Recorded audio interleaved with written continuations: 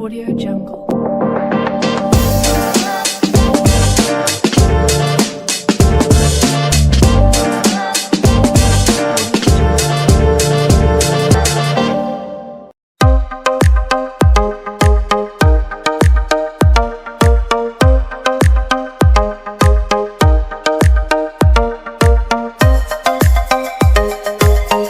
I welcome you to the Tales of Logistics podcast, Steve. And today we're going to talk a lot about business. Because I looked at your profile in LinkedIn and I saw a lot of work you've done. Like you have an MBA, you're the CEO or president of an institution that's called Carefree Cave Creek Chamber of Commerce. Yeah, Correct? turning them around right now. You're turning them around right now. And then you run 2 podcasts. And now you just told me that you're starting a new podcast. Yes. Does that not come off like a lot to you? Not really. I mean, I've owned and operated 7 businesses in the past, and this is now my 4th turnaround. So it's in my blood about business and helping people to grow their businesses because I found my passion. Thank God I found it years and years ago. And I got tired of seeing small businesses fail. So my whole mission has been driven, how can I help small businesses succeed? At what point in your career path or your time did you figure that this is what I want to do? Couldn't figure it out for the longest time, but then I started teaching classes called ABCs of Starting a Business, and I did that 3 times a month I did it for a decade. I think it was in that first year I started really mentoring a lot of these entrepreneurs, and I also say, like Mark Cuban says, wantrepreneurs. And I started seeing, the shifts, and I started noticing all these entrepreneurs or startups had the exact same problems. And it was like focus, your target market. I mean, the simple things. And then I went and interviewed highly successful people who built their businesses from nothing and interviewed them on one of the podcasts, and I got their deep secrets. And they said the same thing. It took me years to figure out my true focus, my true passion. I failed 5 times before. I've done this. No one had a one-hit success. They all had failures. And I'm like, well, yeah, I can be in that category too. I mean, not all my businesses were raving successes. Yeah. But it was determination and focus and really knowing where your burning desire lies. And once I found that, I was like, I'm off to the races. And that's what you're going to be talking about today, the business side of it, your experience, your qualification will really help a lot of businesses that will listen to the podcast.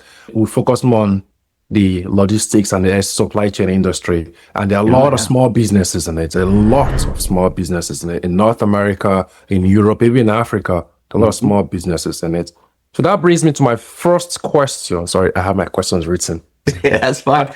I know that world of logistics and supply chain pretty well from many businesses I've been involved in. So my first question is, what are the things that if I want to start a business, for instance, I can consider, I can think about properly? Because you've talked about how you interviewed, discussed with several business owners, and there were errors or steps they took.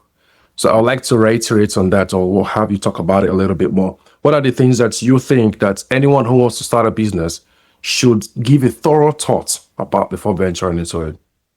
Absolutely. And I couldn't agree with you more. You better put thought into it before you put money in it. I'd rather spend my time right now thinking about it versus throwing money at it and going down a wrong path. Yeah.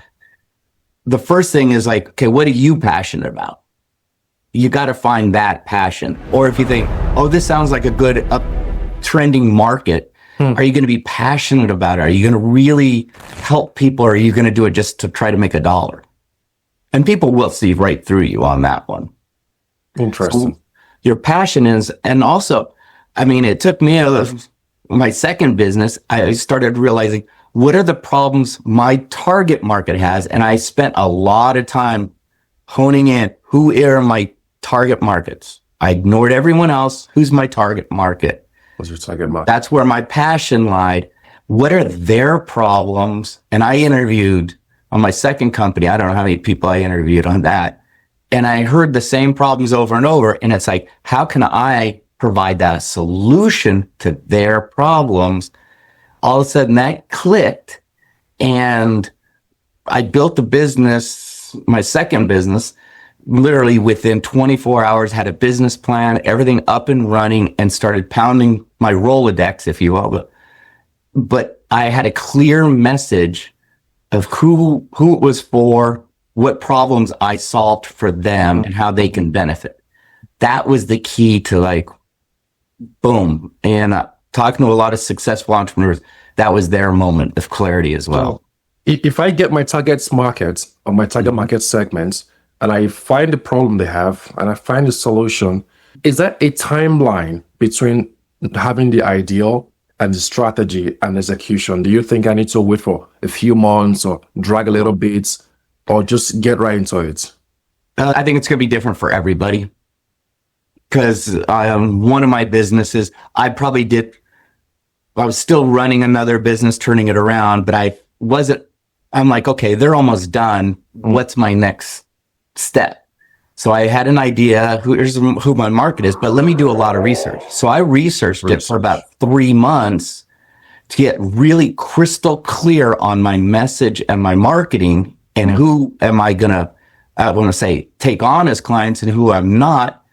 And then once I had that, I actually tested it with people in the industry, people I knew. Please give me feedback. And meanwhile, I have not spent one penny on this except time. Just time. And I got the feedback for it, and I redefined, tweaked, whatever you want to use. I tested it again, and people were like, when are you starting this? When can I sign up? And I was like, that's the moment. Now let me go open up my LLC. Let's get the tax licenses. Let's start a landing page. Let's go. And because the testing part is why I think I've seen small businesses have problems with. Right. They just open and go. They just open and go. They don't think about it. Some are very shy. Some don't even know about it. Some don't even know how to do it. Exactly. You know? So how crucial is this part, this testing? Have a little bit of test run on the idea or the business you want to do. How crucial do you think, would you recommend that it should be? I think it's very crucial, especially nowadays. So many people have a good idea, but is it marketable? Is it sellable? Are you solving someone's problems? You know, is it a need or a want? Those kind of things. So I'd say that beginning thought process is very critical nowadays, because there's so much noise out there, and people are just spamming and throwing whatever at the wall and hope it sticks. By you putting the thought into it and really being crystal clear on your market and your message, it's going to separate you from all that other junk. So now, speaking about separating me from all other junks, what are the things that a small business owner should not do, that from your experience, that they do that they're not supposed to be doing? The number one thing I hear is, everyone is my target market. Number one, hands down. That's the biggest lie they're telling themselves. Not everyone's your target market. So if you're selling women's shoes and they're only for a certain type of woman who likes 5-inch stilettos, not everyone is your target market. But your messaging and your marketing is trying to be everyone, because you think you're going to lose a sale. The reverse is true. If you are crystal clear on your message and who your market is, you will actually increase your sales. And I think a lot of entrepreneurs don't think like that. They're thinking the loss versus the gain. And I've been there. I know. I see it all the time. I thought well, everyone should love my product. This is the greatest thing ever. And it was grade A junk. No one wanted it. Okay. What about spending? Spending, I say, okay, a lot of people, I call it jumping the cubicle. So you leave a corporate job to start and build a better widget. You didn't think things through. You just know you can build a better widget. And you don't know everything about business yet. You don't know about accounting, operations, logistics, shipping, it just goes on and on. You just know you're a technician, not an entrepreneur at that point. So if you're going to start a business, get like a mentor, a coach, whoever, a good advisor, someone who's been there, done it before, and really ask them the questions before making the jump, because that's going to help you get crystal clear on your vision and your goals. And are you building a business to sell? Are you building a business for legacy to pass on to your kids? Which, by the way, folks, only 8% of your kids really do want your business. The rest don't. True. So Yeah. don't think that's the case. Or are you going to try to get it acquired? Or how are you going to exit? And I know it sounds crazy. I haven't even started my business, Steve, but you're telling me to create an exit strategy. I learned this the hard way. And I've seen it time and time again. My second business, I built with an exit strategy in mind. I know now where my target is with my business. So everything I did in my business had to go to that target. It wasn't a straight line, but I was hyper focused on it. And guess what? That was one of my golden lessons I learned. And I had a coach, had me, anytime I wanted to bring a new product or service into my business, they go, is that getting you to your target? Yes or no? Well, but no. It's yes or no. No. Then don't even look at it. Move on. Let's focus. And it was like, wow. I grew that business and sold it in 18 months. 18 months. 18 months. I went from just me with my Rolodex, and 18 months later, I had 9 employees and sold the company and out all the IP, everything. So what if I want to keep a business and in my mind, I want the business to grow to become a legacy for my child? Is that something that is feasible? That's it's ideal to do? Because like you said, 8% of these businesses tend to have children who want to take on the business. Right. Most of them don't. So is that a limitation in my mind, or is this something that I should even give a thought to in the first moment I start to make a plan for the business? I'd say always think, okay, I'm going to pass this down to my kid, but you got to find out what their passions are too. You know, if you're a plumber and they don't want to have anything to do with plumbing, true. Then you better have plan B in your pocket to sell it, get it acquired, whatever the case may be, merge. But, you know, if you want to go down the legacy, and I've worked with people who had legacy, like they had all their kids working in the business. The kids were passionate about the business. They loved it. They were all engaged. And he didn't have a succession plan to hand it off to them. Okay. So the kids were nervous because is dad going to just die? And then we all just go around like, what's going on? Who's in charge? They had 4 kids in the business, and they had his grandkids were in the business. That's how passionate this family was. Huge business. And we sat with them. Where do you want it to be? The founder. And he goes, well, I think this kid's running it. This kid should be doing this. This kid. And so we sat with the kids. They all were on the same page. We came up with a transition succession plan. And then when he decided, he goes, I'm going to get out of here like 10 years early. Let me just go into sales. I'll be the chairman of the board. You guys run it. You guys run it. And we had a transition plan in place so everyone knew how to transition. And then we actually created another succession plan for the grandkids at the same time. So God forbid the kids, something happened to them, this grandkid could step up. But what if the children don't want the business? What would you recommend the founder to do in such a situation? So there's a difference between building a business and building an income stream. And I've seen that time and time again. And guilty of it is I'd made good money doing it, and then no one wants to buy it. Well, why? It's a great business. I'm making a lot of money. Well, when COVID hit, that was actually my busiest year because people were calling me, no one wants to buy my business. I go, you're right, because it's you. If you leave the business, there is no business. So you didn't build a business, you built a great income stream.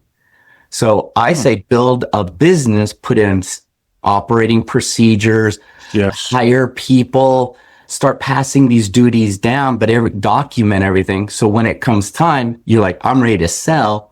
Your ducks are in a row. And I've worked with people like this. All their ducks were in a row. They had operating procedures for everything that they were creating for 5 years. They had the right people in place. So they actually had time to take a vacation without worrying about the business. So, yeah. They built a business. So when they said, I'm done, she actually went to all the employees, I'm going to retire. I'm going to give you guys first crack to buy the business. The employees bought the business within 1 week because there was a plan in place and everyone was so crystal clear on the business and they knew all the operating procedures. It was a business. So the employees bought the business and she got to retire. Now, speaking about selling a business, what if this situation, this founder wants to sell the business to somebody else outside the company? At what point is this supposed to inform the employees about the process going on? Yeah, we had that conversation with another lady who had a business. She was like, I don't really want to sell it to my employees. That was option one. And I said, you're in an association in your industry.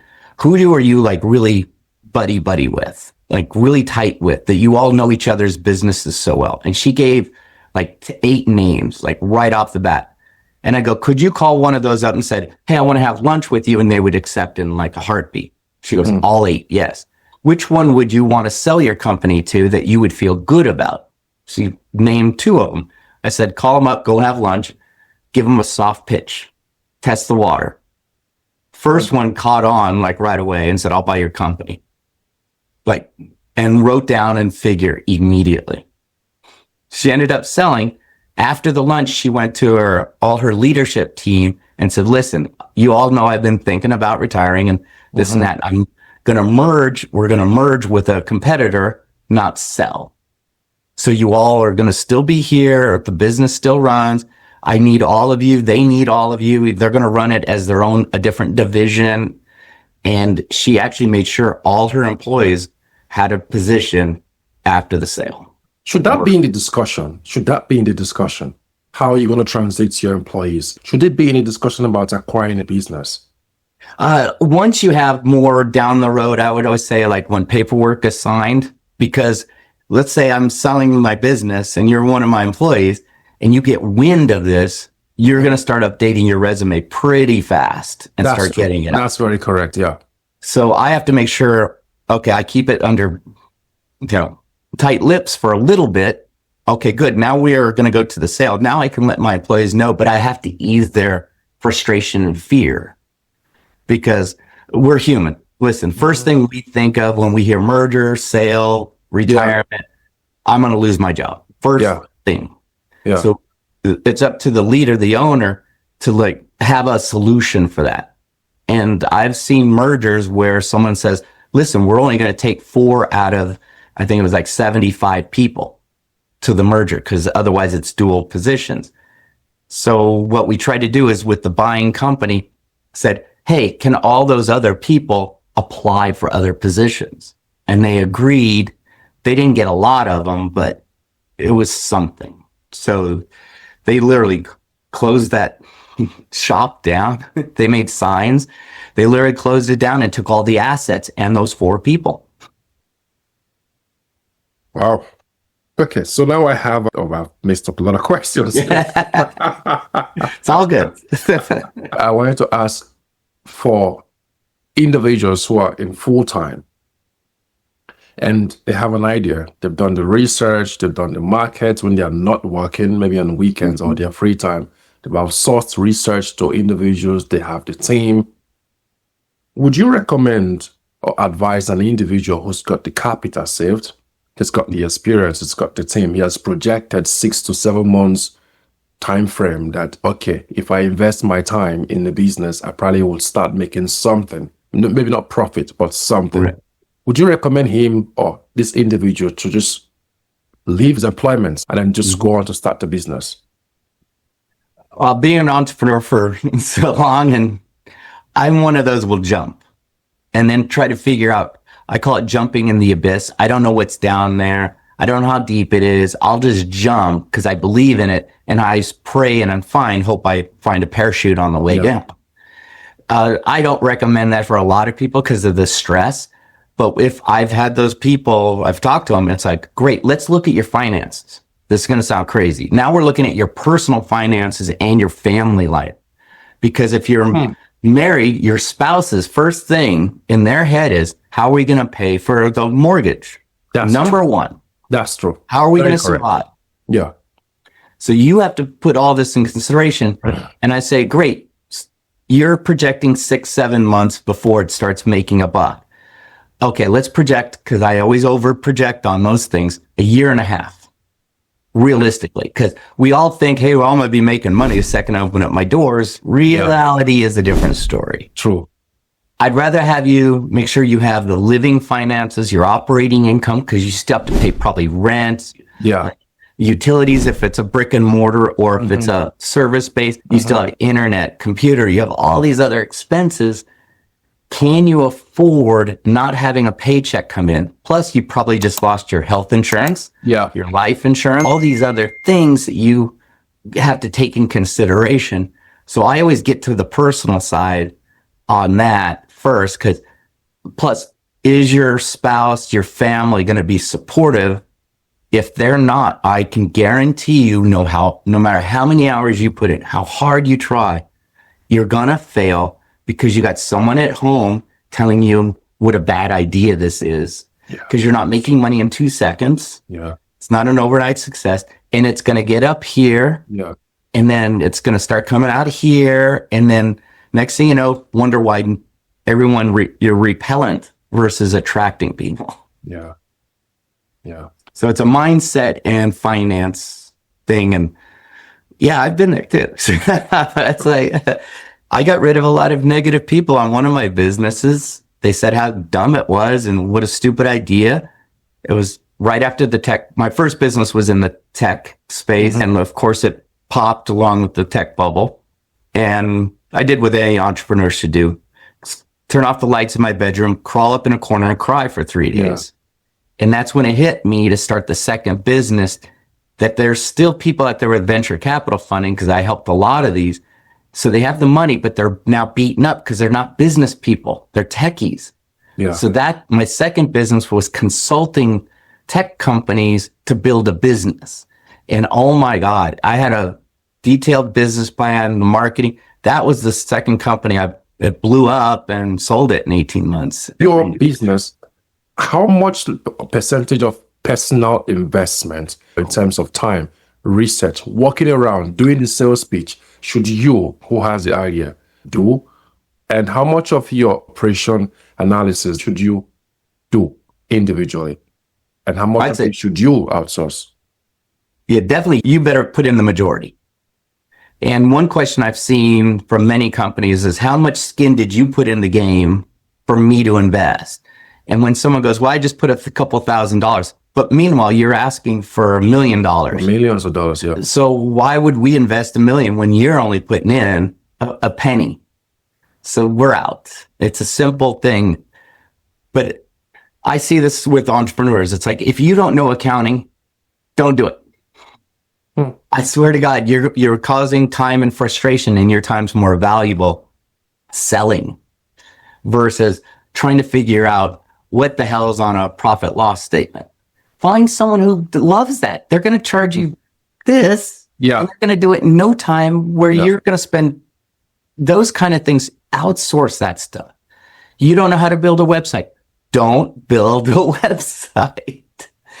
It's going to take you too long. You're frustrated. You don't know it. Hire someone, and they can get it done really super fast. And they probably have a lot more knowledge about the industry and your industry than you think.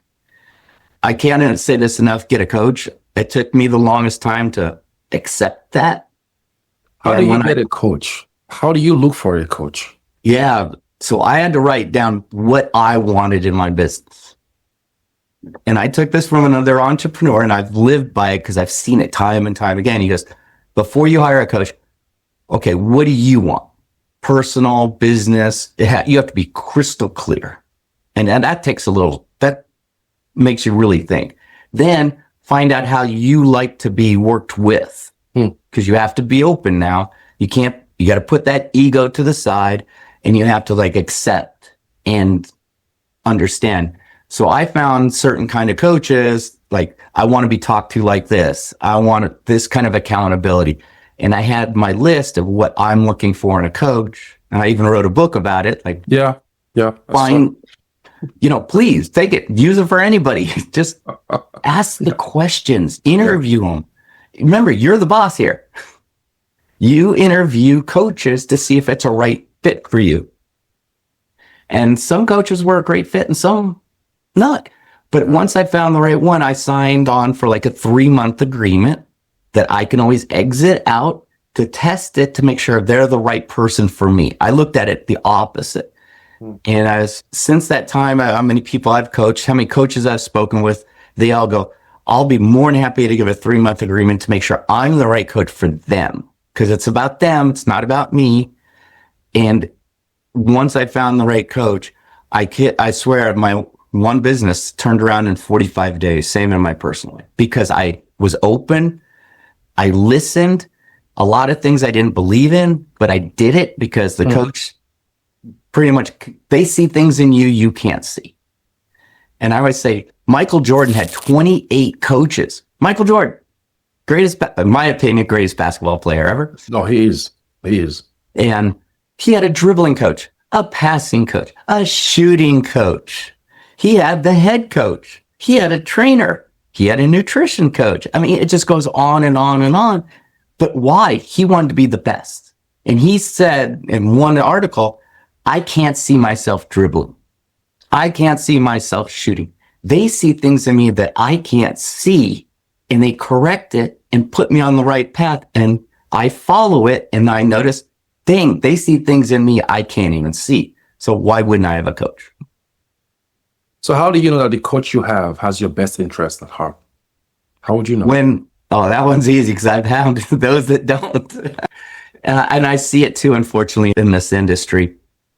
When it's, okay, I can't be more passionate about your business than you. True. If that's the case, I'm not the right person for you because you want a mother, a babysitter. I can't be that. I'm going to give you the tough love. I'm going to push you because I'm seeing things in you that you don't see, but it's all in your best interest. But we have to have a goal in mind to go towards it because I kid you not, we're all entrepreneurs. It's like shiny object syndrome. But I want to bring this in my business. Well, is it helping your business? Is it going to grow your business?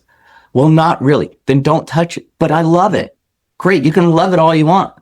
Don't do it because it doesn't help your business. And you need that coach to give you that tough love, as I say. And I've had some coaches that I call them up with what I thought it was a simple solution, but I'm stuck. And next thing I know, I feel like someone just kicked me on my groin.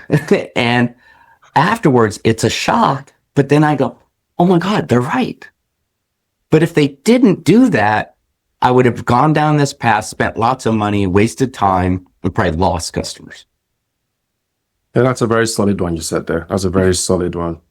There's this saying that people have that if you leave your 9 to 5 and start a business, you get financial freedom. That financial freedom comes from you have your time, you can wake up anytime you want to wake up and just go about your day. How true is that? Not much. It can be true. And we've talked about this on, I think, workshops, seminars, everything. It can be true if you build a business. Because I've seen it. I've been there. I want to go on a vacation. I can't. I'm afraid if I leave the business because I don't have any employees. So I have to close the doors. That's not a business. And it's like, oh, well, my spouse and my kids are working in the business. Okay, I still go on vacation. Who's coming with me? True. My spouse and my kids. The business has to close. You didn't build a business yet. But one time I did start building a business where I could take a month off, not worry about a single thing because everyone was crystal clear on what they were doing. And I didn't pick up my phone, didn't look at an email, never heard from them. Came back a month later. I'm now refreshed, really relaxed. Yeah. And then I get the updates and I'm so happy I hired the right people and with the right direction. And then that's when I realized I have a business. That's when you start taking the freedom. And I've seen it in many businesses. They show up at 11 or noon and work 3-4 hours and then they're out. that's also some bad morale, unless you have other businesses going on. It doesn't help morale. But you know what? You have that luxury to do that. And you look at millionaires and people who are highly successful in business, they built multiple pillars of income streams. And I highly recommend that to businesses. Build multiple income streams. So if something fails, you're okay. You got others going. Now you get the freedom. But you got to make sure you're ready to take the freedom too, because you got to let go. And most entrepreneurs are micromanagers because that's their baby and they're not going to let go of their baby.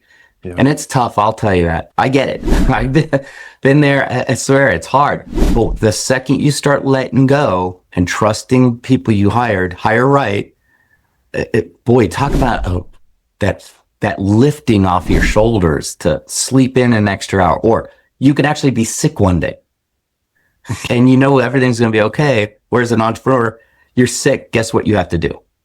Get out of bed and go. Yeah. So let's get practical a little bit. So let's just say, for instance, I have experience on managing trucks that move merchandise across the border between Canada and the US. And now I want to start a business. Just the first 5 steps you would advise I take. Oh, I actually had someone who was working in the trucking industry, logistics, and they were working for someone, but they were that shining star in the company. So, you know, the vendors or the customers kept asking for this guy, always on time, personable, always explain things, never missed a route. And then he started realizing, wait a minute, why am I working for them? I'm the shining star. So he actually went to the owner and said, listen, I want to form my own business. And this is where I was coaching him. Can you buy my first truck and be a partner with me? And then I will subcontract with you when I can, or you'll get first right. And the owner did it, bought half of a first truck for this guy. He went out and got his own clients, separate than what he was working on, because his reputation was good enough. Started his company. Then I said, you have a problem. You have a time problem. Because if you're not behind the wheel, who's driving? Who's driving? Yeah. So we had to find drivers, and he didn't violate anything with his old boss. He started finding drivers, and he went to his boss and other people in that industry. Hey, I need funding to buy another truck. And he had a good enough reputation. They took his calls and his meetings. He ended up with 5 trucks within 7 months because of his reputation in that. And he had a good, solid business plan to show them a return on that investment. So he realized that was the day he stopped driving in a truck. And we were having our meeting and he goes, I'm really sad. And I go, because you're not behind the wheel. 100%. And I go, which is nicer? Knowing every mile made you a penny, or sitting in your office overseeing everything and you're making dollars. Yeah. And he goes, oh, I never thought I go. If you ever want to hop in the truck, your driver's sick, and you feel the need, hop in. Yeah. But your model says you don't drive. So how do you balance things? How do you balance starting a business, managing a growing business, family and personal time? And for those who are still working because the business is not strong enough for them to jump ship, how would you recommend an individual or individuals manage those scenarios? And I live and die on my calendar. I know it's sad and good, and it has proven time and time again that's what it works for me. Yeah. You know, I don't care if it's paper, electronic, on your phone, whatever you use, you got to find something to get the balance in. I actually have on my calendar lunch and dinner, family time to go out and recharge. Yeah. It's all on my calendar. And I've had people look at it like, why do you have lunch booked every day? I go, because if I don't, I won't eat. Yeah. And they're like, they think it's funny. I go, I am jam-packed and I need to give time for me. So, yeah. And that's how I do it. And they laughed. I have dinner on there. Well, why? I have all my travel time in there. Everything, because the way I look at it, I can maximize my day, by being organized and focused. But I also know, hey, how can I like prepare for this podcast? How can I had time to make sure research you before I said, hey, I'd love to be a guest. I checked it out and I give myself time to go look at that stuff. And I think for entrepreneurs, this is where you need to block out time. And if you already have a business, I love this one, and I've been doing it still, is I block out 2 to 3 hours every Friday late afternoon because no one's going to pick up their phone or respond to emails, it seems like. They've all checked out. That's your strategic planning. Look at what you did this past week for 4.5 days. Prepare how you're going to handle the next week and focus. And then you could have your Monday morning meetings with your staff and you are crystal clear where everyone needs to be this week. I kid you not, that one has paid off 1,000,000 times over. Take it, steal it, do it. I see high entrepreneurs that have like huge companies, like even 35, 100 plus million. You talk to the CEO, what do you mean? Every Friday afternoon I close my door, do not disturb. I sit down, look at financials. I plan for the next week. I plan for the next month. I look at it against our business plans. I look at it against our budgets. They are always forward facing. Wow. Okay. I have one last question left. Yeah. So it brings it back to your book. One of your books, the books you've written that I saw in Amazon is The 10 Secrets All Businesses Should Know for Success. Yes. And there you talked about continuous innovation. You talked about customer engagement. Can I, as a business owner, see that as needless? But because if I have a portfolio of customers that patronize my business and I feel, I think this is not necessary. Is this something that every business should pay attention to? Continuous innovation and customer engagement. Oh, absolutely. Because we saw it in COVID. During COVID, businesses didn't innovate. And guess what? They got slaughtered, just slaughtered, because they wouldn't pivot. I worked with restaurants at the beginning of COVID, restaurants. So they're shut down. Yeah. Guaranteed. And a couple of them, it was like, wait a minute, I know you have a huge marketing database. You have a good email database. Yeah, we have like 25,000 people on our email list. What's your open rate? Oh, around 80%. Wait, we're going to use it. And we started working how to get around the COVID rules in their city, their state. Yeah. And next thing you know, they're doing to-go orders so they can do curbside delivery. They had cones set up. That's a business that decided to innovate and find a solution. During COVID, they hired 17 employees. That was double their staff. They got more press by giving meals to first responders. They end up winning a ton of awards. Meanwhile, dining rooms still closed. They made more money in COVID with their dining room closed. So we started talking about how else we can do this. So they figured out it was a barbecue restaurant in Texas, which is on every corner down there. And we started cryovacuuming their barbecue and packing it in dry ice and shipping it around North America. That was a whole new business that they've never dreamt of. And they were innovating. And that's where all businesses should be looking at is what else is next? What's next? How can I help my customers? How can I bring in more customers? How can I attract ancillary products, possibly, whatever your business may be. The guy I was talking about, the trucking, he had little teeny, trucks made up with his logo on it. He gave them away to kids everywhere. Marketing. It brought him in more clients, those dang little trucks. He wouldn't think of this because no one else was doing it. Nobody in his industry at that time, around him. Yeah. And it just separated him from everyone else. But that was innovative.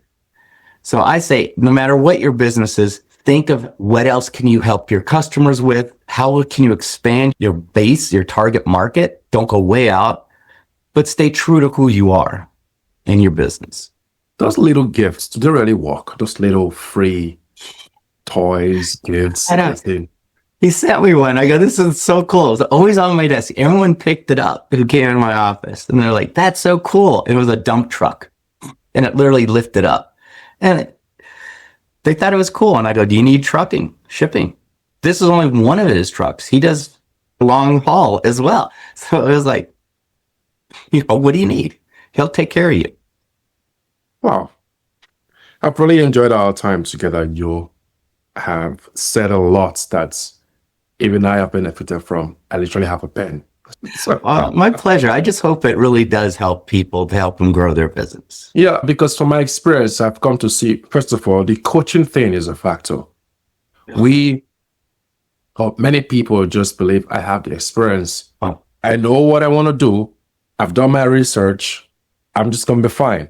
That's one. So they don't tend to trust people's view. So when you say, coach, how are you sure? They come with this skepticism, like, how are you sure this coach got my interest at heart? Then they do not do a lot of research. They don't do innovations. They're not open for it. They're very complacent about it. Mainly when they have a portfolio of customers that buys their product. So they get comfortable. Like, I don't need it. So I believe that listeners will benefit from this. It's a push for everyone. And something I also appreciated that you stated is how you schedule your time. You didn't believe in yourself and just say, oh, I know I have an appointment by 1 o'clock. I'm going to be there. Oh, I'll miss that all day if I think it in my head and it's not on my calendar. Because some of us are overconfident in ourselves. But yeah.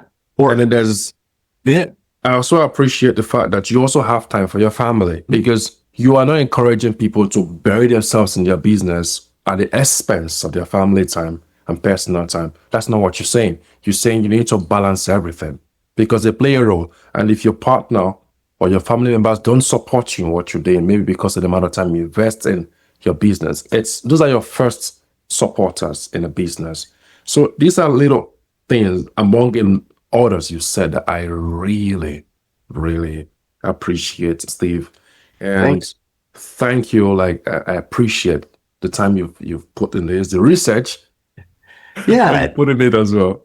Well, see, I want to make sure I'm the right fit for you and help your audience. So, that's part of my goals. Like I said, that's my passion. So I better make sure it aligns. Yeah. Thank you, man. Thank you. I appreciate it. Thank you. That's how we wrap up our podcast for today, listener. This is Steve, and Steve is very experienced with helping startup businesses. He has an MBA in business strategy, and I believe all of us have benefited from his podcast. Thank you very much, Steve. Thank you for having me. I'll reach out to you more in the future for more discussions on businesses. Sounds great. Thanks, Steve. Thank you. Bye-bye. All right.